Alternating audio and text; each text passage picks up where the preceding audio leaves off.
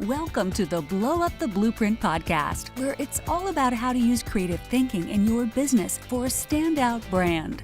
With your host, Gifford.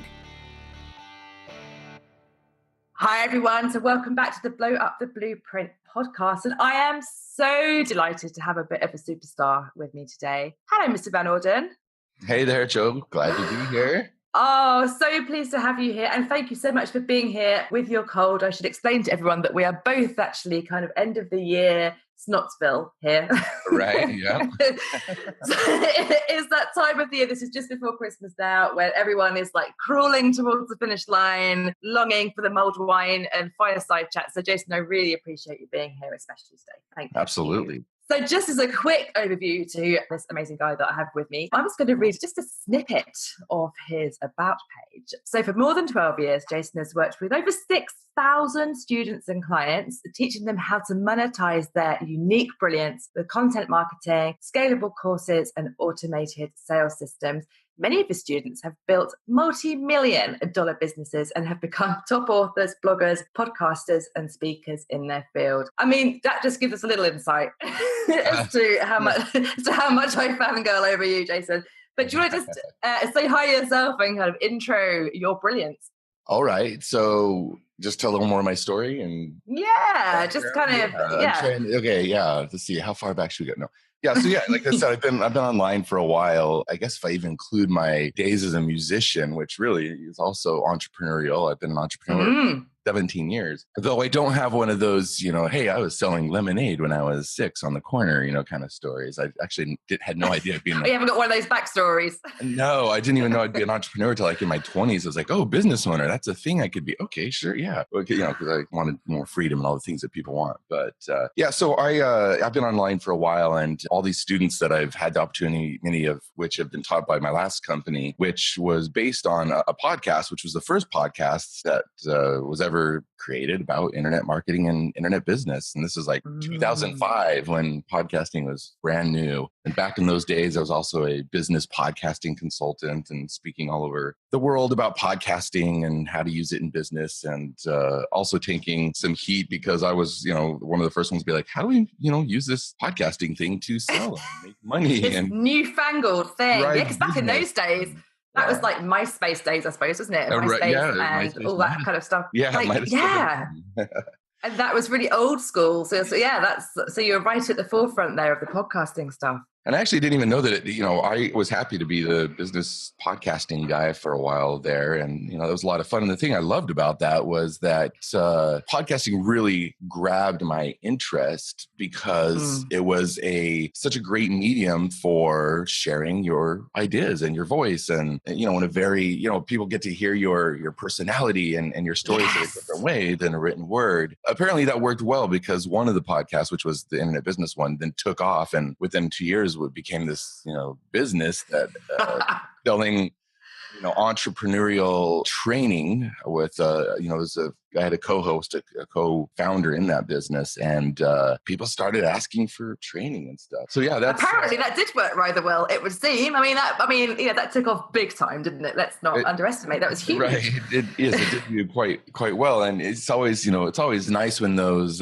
things that you're kind of. I wouldn't say I was just doing it for fun. Yeah, I was doing it because it was fun and unexpected, and it ended up, being the right thing at the right time that converged and turned into this whole business, which was pretty amazing. Now, three years ago, I left that business just simply because it had been 10 years and 11 years of running that podcast, and I was ready for a change. I'm still technically a partner in the business, but more recently, I've been drawing from my experience and my strengths and my interests and vision and mission to put together the best possible frameworks to help thought leaders with strategy. So, and by thought leaders, I just mean, people who feel compelled to share a message, a method, a story that they want to have transformative, changing effect on some part of the world. And I love the fact that these days, unlike, even as little as 20 years ago, like now anybody can have that voice. 20 years ago, you had to have access to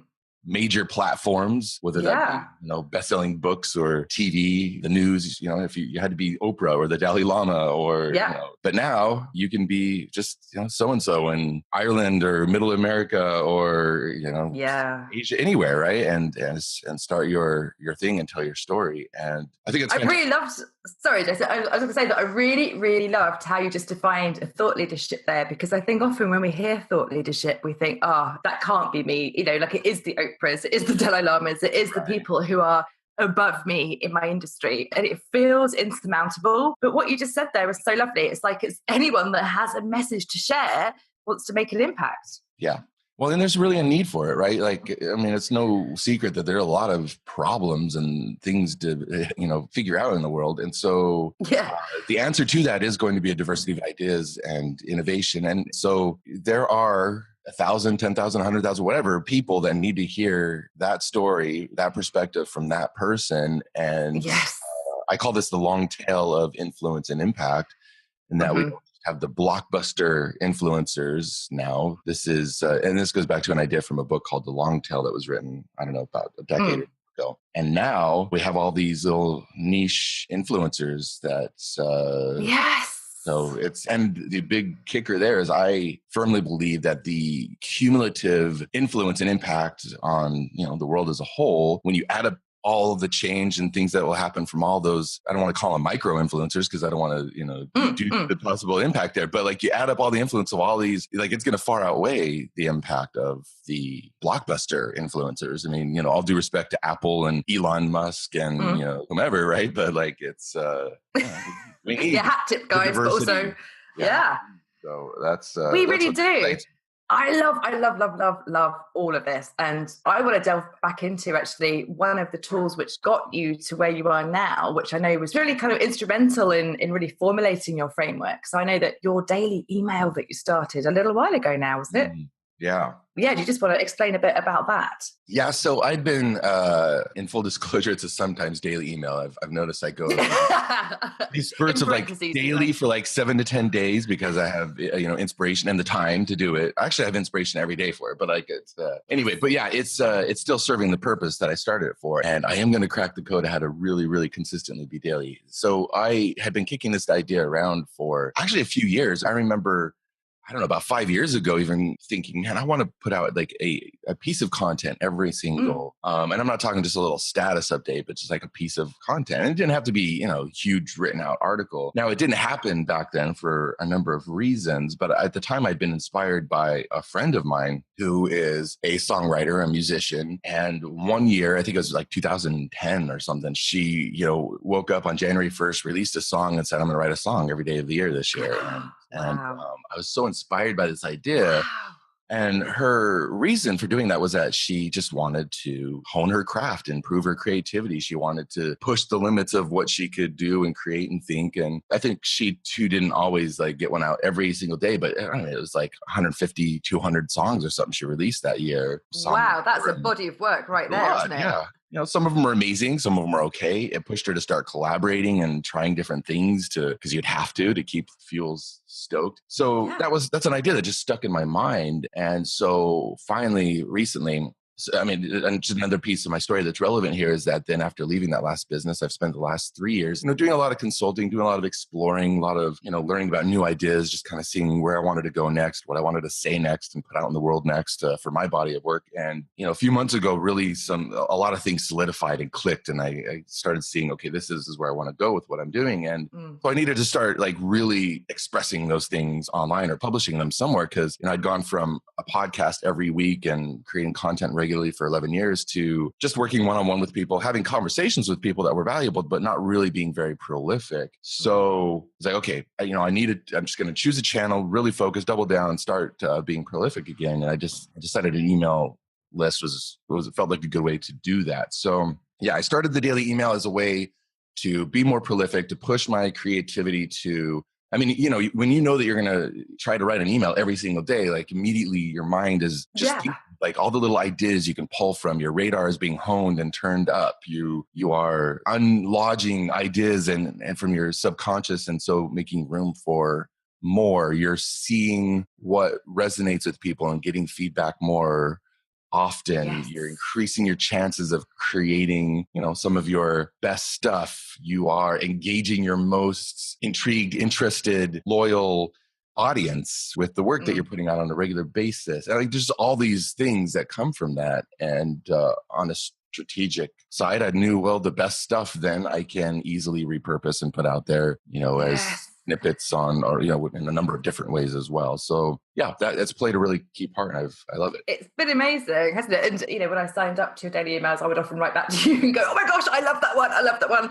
And what I also enjoyed seeing and sort of witnessing you go through that process as a sort of bystander was noticing how it was changing the way you thought about your frameworks and how you were able to think about, your services and your positioning, because you're synthesizing and making sense of stuff as you output. You're kind of going through the process of, redefining things, of, having those ideas ignited on the regular, which makes you see new opportunities all the time. Like it's Absolutely. Like flexing that muscle, which is incredible. Totally. And this is something which I love kind of sharing with my peeps as well, is that if you have the simple practice of doing something new every day, even if it's a tiny, tiny thing, like, try something new out on Spotify or listen to a new podcast or walk a different way home. And you combine that with the practice of outputting something every day, even if it's like a piece of mark making, or you're doing a kind of Instagram photo that you're really considering, or you do output words every day. It forces you to get into that framework, to get into that mindset of thinking about stuff. And I know personally, I can usually tell when I'm in that zone, when I walk around and I'm thinking in blog titles or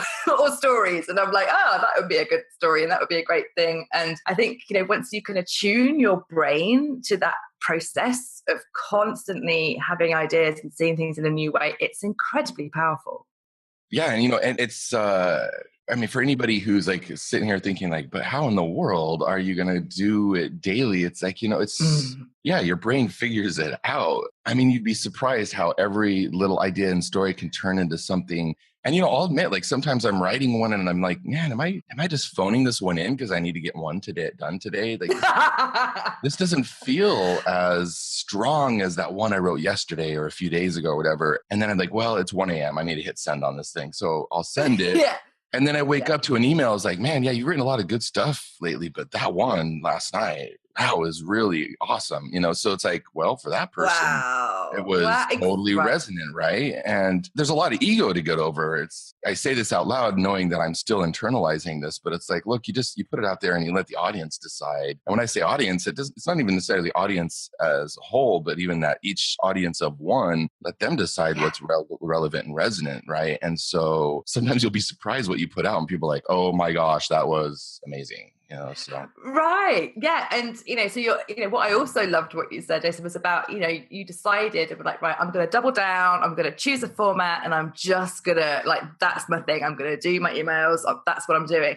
So I think, from experience of talking to my audience and my peeps, I know that a lot of people struggle with the shiny object thing of like, but should I be on Instagram stories or LinkedIn or email or Facebook and all of the things, and they freak out and get a paralysis. And you're like, no, I'm going to commit to writing one email every day, or as often to every day as I can, because life, it happens. Right. And you created this huge body of work. And when we think about the artists, a lot of artists behind the scenes would say, well, they've done kind of hundreds of sketches, but actually one piece of mark making was amazing. And that's the one you see. And you go through so many iterations of things, but you're doing that in a public arena as well by, committing to do it publicly. Seth Godin too, he's committed to writing a blog post every day. And he'll often say that, because he's committed to that, he says no to other things, but it forces him to think in a certain way. And by committing to take part in that process, you are forcing yourself to go through all of the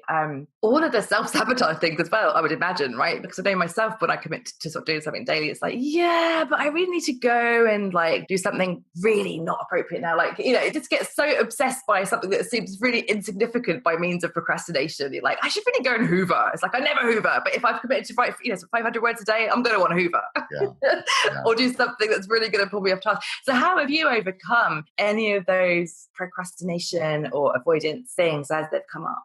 Yeah, this is a great question, because definitely one of the reasons I started that was as a bit of perfectionist therapy, because I do have that aspect in me. And I could tell that even though I was really starting to have these ideas and it was time to like start putting them out there more publicly and be prolific, that I was still kind of like hesitating a number of ways. And, one of the first places I was playing around with it was on Facebook. And there was something about a Facebook status that felt less, it needed to be just right or whatever. And the funny thing is I found myself writing like these 1,000-word Facebook updates. I know everything like, who in the world reads those? But then I get 30 comments and, people were reading it. So it's like, okay, well, I need to get over myself. I mean, there's this humility that obviously needs to come with creativity and leadership. And I was realizing I was just selling myself short, selling others short and I know like you can logically say that, and then you have to like actually own it. And the truth is like, until I actually really started doing the daily email, I didn't fully start releasing that. But making that commitment definitely helps, announcing it publicly. So I went on Facebook and I made one of these, 1,000-word posts that was really compelling. And then I kind of left this open loop and this, and said,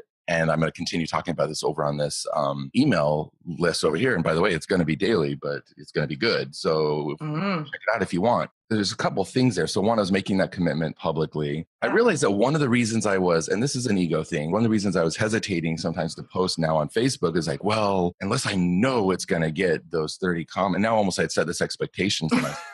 Unless I know it's going to be those 30 comments and, and a whole ton of likes and a few shares, I don't want to put it out. So then I was almost like starting to hold back. I was like, well, I need to just flip that on its head. But I do know, and this is just something that I have realized about myself, really it was about wanting to know that what I put out there would have an audience. And we all know like the Facebook algorithm is a little funky and sometimes you get seen. And so I was always like trying to worry about, is this going to get enough early likes and comments then to get seen through? So I was like, okay, well, email. And if I say it, like email goes right to the inbox. If I say it's daily, only people who really want to get it are going to sign up for it. But at the same time, I'm getting an audience. And that's what I was realizing about myself. I mean, I mentioned briefly I was a musician. And a musician loves getting on stage, sharing their song, seeing a reaction to it. I'll admit, like, I want to put good ideas out there that get a reaction. And I knew it's like, look, if I can just get a few dozen people to sign up for this daily email at first, and I'll have this audience kind of watching me as I unfold this daily email and start sharing my ideas. So I just kind of made it a thing. Hey, I'm going to start this daily email and gave myself an audience. So really the bigger point there is I asked myself, like, what do I need, or what would make this fun, or what would motivate me? Not just in a commitment, like accountability way. I mean, yeah, that's good too. But like in a just knowing that I had a few dozen people every day who were like waiting to see an email, like, I don't know, that just felt motivating. Turns out I got like 230 people immediately to sign up off of Facebook for that email. So, and to be fair, I mean, I do, because I've been online for a while, I don't want anybody to go in like, oh my gosh, how did you, like, I don't know, maybe that doesn't seem like a lot to people. So maybe some people are like, how did you get 230 in one day to sign up with one post? I mean, I've been online for a while. I've got a few thousand, like, and I have a very, that's what's really lovely.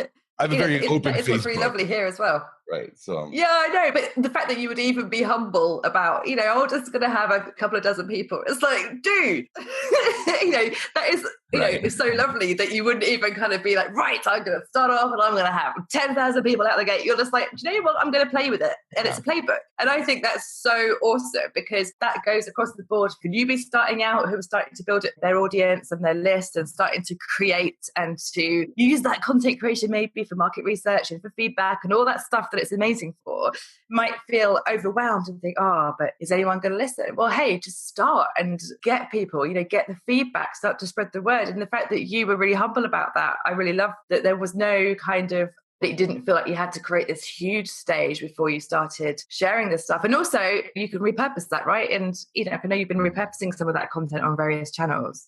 Right. And then going back to the perfectionism or the procrastination thing, like you make that commitment, you give yourself a couple things that'll be motivating. I knew that I had some topics I wanted to talk about. So if people are signing up to get, daily emails about that topic, that's motivating. And so then if I'm writing daily with that commitment, you can't overthink too much. And I just did try to think of it as a kind of a idea playground to try things out. And at first I just used a very simple formula, which I still use quite often. And it's just like, take a little story, sometimes just from that same day. Often I'm writing these in the evening or at night, and then relate it to like the topic at hand. Right. And, it might be something as simple as doing a magic trick with my daughter. And I don't even remember how I related that to what the topic was at hand, but right now, that's perfect though. Because it's very easy. Tell a little story. It is. And that's playing the kind of idea mashup, which I love to kind of encourage people to do. And, one of the sort of 10 by 10 idea hacks, which some people might have come across in my work, and I'll link to it as well in the notes below, is where you list, 10 things that you've just learned, 10 things that you've just done today, 10 things that your clients recently asked you, 10 things that made you laugh. And you just start with this repository of ideas, and then you go, hey, let's play idea mashup, and let's see, exactly what you just did. Okay, how can I link playing with my daughter today with, I don't know, learning how to create an evergreen long form post, right? And then you've got something which immediately is going to be different from what anybody else is putting out on that day, because, no one has that story that you have. And, I think there's so many things that I just want to pull out from what you said as well. But one thing that I really love about this as well is it does away with that whole thing of everyone else is saying it, who am I to say this? All that kind of imposter syndrome, which we can have at any stage of our businesses. No one has your experience, expertise, approach, and personality. No one has your unique set of eyes on the world and your input and your way of diffusing and synthesizing ideas for other people. So the way that you or I would present information will be different from how anybody else will. And our lens is really different. So your people out there need you to be presenting stuff in your way, right? So my clients, when they work with me, aren't going to be surprised that they'll jump on a call and I'm likely to be covered in glitter or, or, surrounded by my Bengal cat, because it's like, oh, that's Jo, she's been to her rave and she's done such and such. Because they know all that stuff. They know about my life. I've shared it in stories, and it repels or attracts immediately by showing up as yourself. I also just want to track back to the fact that choosing email is one of the things that you've done here, which kind of blows the blueprint up again, because in this era where we're moving towards, the stories and, like really quick ephemera, like stuff which we can fly through, you've gone back to an old school way, which serves your purposes amazingly. So, rather than thinking, right, what's the next big thing? What do I need to search for? You've gone back to a formula and a format that works really well and served you right here. Yeah. It didn't have to be like a big shiny thing. No. And absolutely shouldn't be about the channel. I think there's and I'm sure you talk about this, there's just way too much focus on what channels should I work next, when really what people just need to be thinking about is just like, what do I really want to say next? Like, regardless of the channel. And maybe it's just the marketer or the teacher in me, hearing anybody listening to us right now going, but. I mean, look, it's so saturated online right now. And it is now requisite. Like, you absolutely have to have your own voice. It used to be, I mean, hey, I was very fortunate in 2005 to start the first podcast about internet business, and that turned into a thing. It turned into a business because I got to the channel early, and we've had blogging, we've had YouTube, we've had live broadcasting, we've had all these social media channels, and we'll probably at some point have some other channel. I know some people hopped on Periscope, got big followings before that went away, and have leveraged that. But the truth is that now it's no longer novel to just start a blog about something. Yeah. 5 years ago, that could have been your novelty thing. That could have been the remarkability that helped you stand out. The channel is not the remarkability factor anymore. It has to be like every other artist in the world has, had to figure out, whether you're a songwriter or a visual artist, whatever, you got to find your voice. Like, what are you trying to say? What can only you say? Where do you need to stand that only you can stand? Who are the metaphorical 1,000 people that need to hear that from you? And that's the big thing here that I'm trying to say, not only from a creativity standpoint, but also just a business positioning, branding, marketing, sales standpoint. Yeah. And so, that's so true.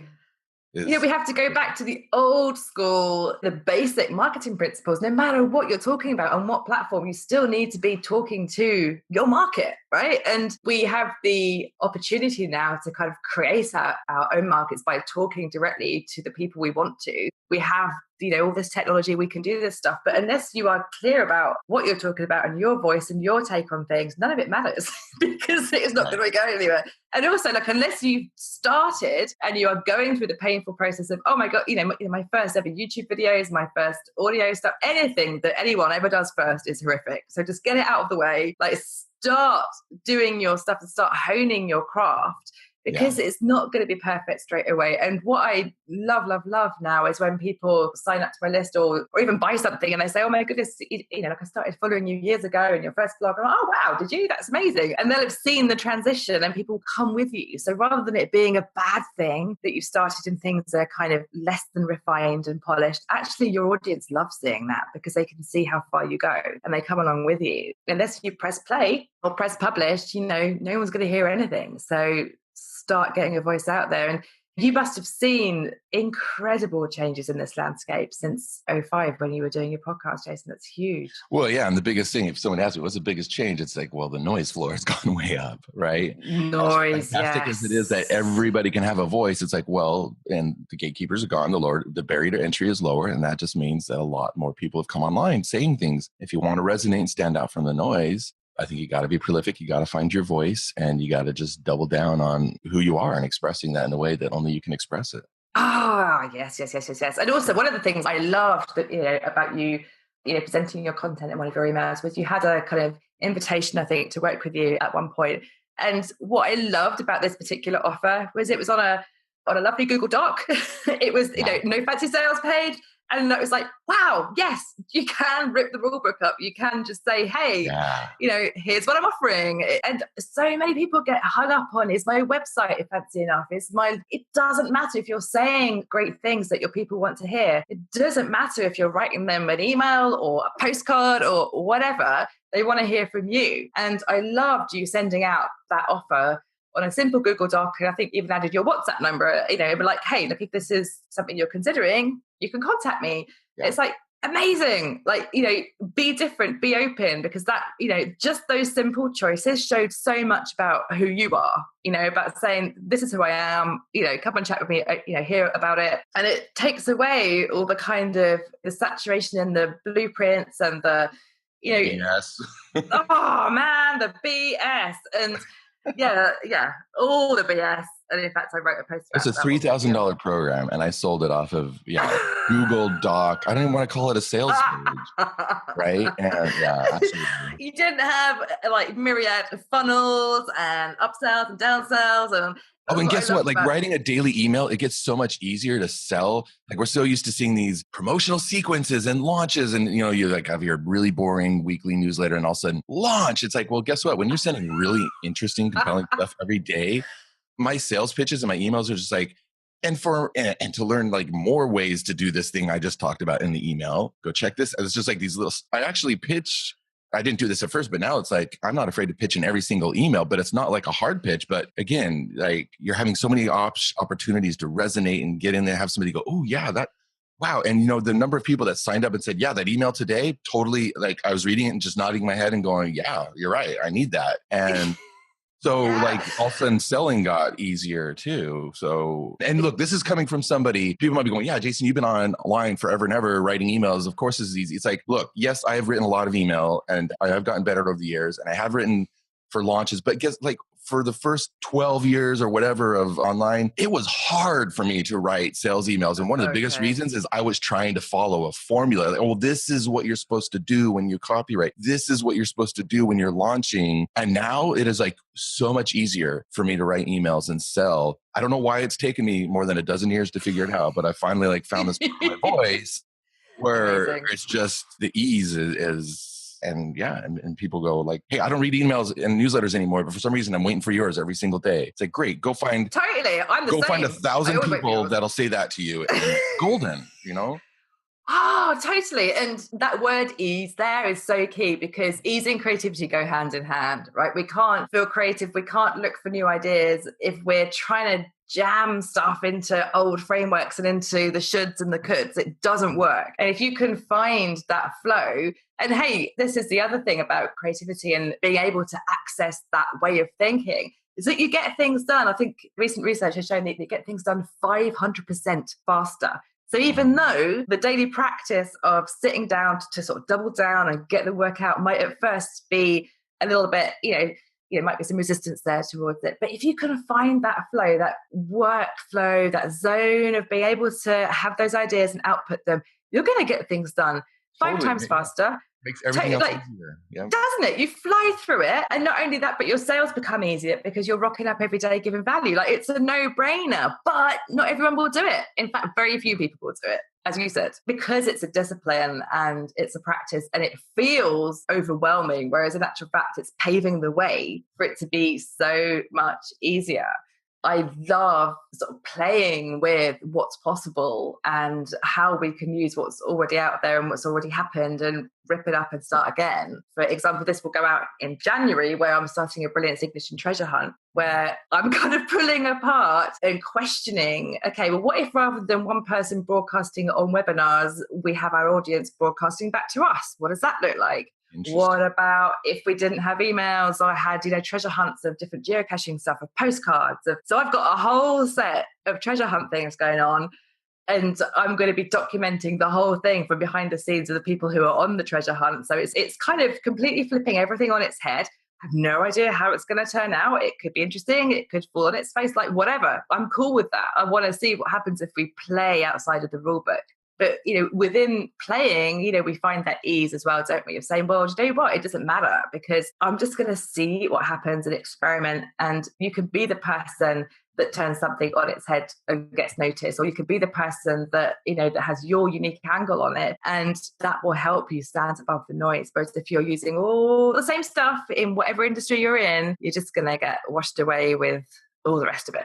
I totally agree. And this is where my fandom returns back to you. I mean, I'll say when I started doing the daily email, I signed up for your email. I think I bought 1 or 2 of your things because I know that you're like about thinking differently, and I'm going to need some more creativity here. So if I'm going to write an email. And also, yeah, I absolutely agree. Not only is it more fun, not only is it going to be easier, it is so needed. Like the people you're trying to reach, their attention's getting harder to get. They are learning to tune out. I don't understand why, I guess in some ways I do understand why people default into the echo chamber and just kind of copy externally in order, but we are now to a point where, and not to be a broken record, but it is, if you want to succeed, this kind of breaking the blueprint and finding your voice and being more prolific and just doing it the way that you can do it, is so necessary. And yeah, I totally absolutely agree. And I see time and time again, and in fact, one of my lovely clients recently, they literally had a blueprint for this online launch that they did and were heartbroken that, they followed this whole framework of stuff and it just didn't work. And when we tapped into it, it was like, okay, well, there was no ease and flow for you around this. There was no, it felt so restrictive. It felt so formulaic. And since they started back, creating content for their audience in a way that felt amazing, which was literally kind of, when they were going for hikes and when they were out and about, and I had these stories to share. Now it's flying and now the sales are coming back in because those sales are related to how easy it feels for you, for how it feels as well. And your own unique viewpoint is really creative because only you have it. It's important to just play around with it and to experiment, isn't it?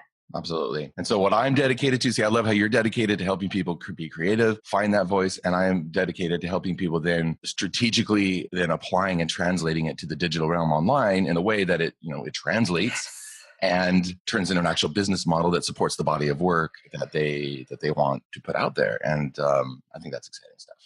It's so exciting. So I'm going to be putting the link to your daily email in the show notes for this as well. So where else can we find you in the online interwebs? I mean, really, I think that's one of the best things right now is just get on my email list. Perfect. I used to say I'm on Facebook a lot, but I'm finding myself more and more just wanting to publish there. And I don't know.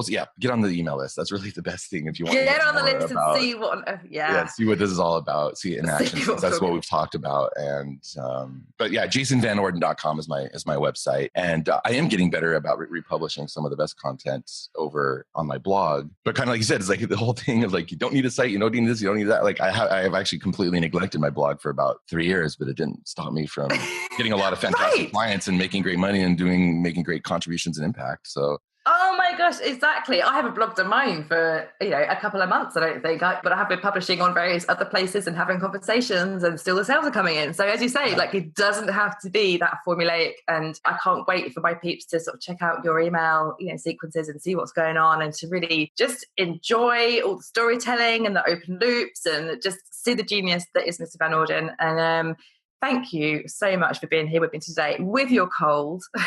Yeah, I do. Well, as we've talked, I've felt the cold medicine kicking in. I'm actually feeling much better. Plus, probably talking passionately about interesting things helps you feel better too, right? So, it totally does. But go have a strong going and writing an email.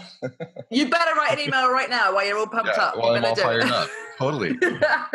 Thank you so much. It's been such a pleasure. Thank you, Joe. This is great. Cheers, dude.